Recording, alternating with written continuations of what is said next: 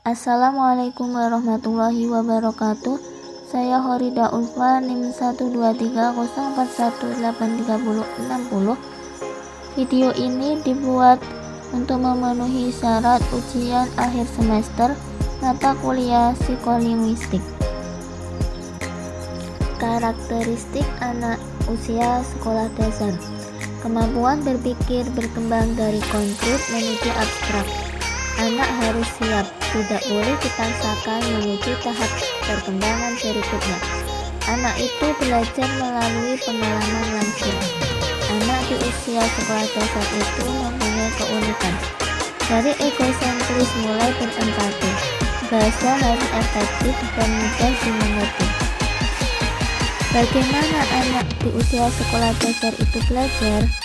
Menurut teori behaviorisme, belajar adalah proses perubahan yang terjadi karena adanya stimulus dan respon.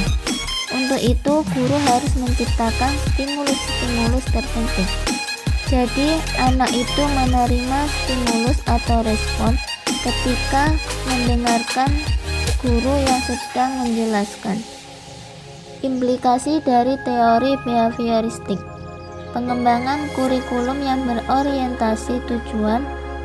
Pembelajaran lebih banyak dikendalikan oleh guru, penggunaan reinforcement, dan pemberian latihan atau tugas. Belajar menurut teori konstruktivisme, yaitu anak belajar dari interaksi antara pikiran dengan pengalaman dan melalui urutan perkembangan struktur kognitif yang lebih kompleks. Anak belajar aktif membangun pengetahuan tentang dunianya. Implikasi teori konstruktivisme dalam pembelajaran. Perubahan dari rote learning menuju student learning. Penggunaan berbagai metode pembelajaran. Pengorganisasian kelas lebih bervariasi. Penggunaan media dan sumber belajar.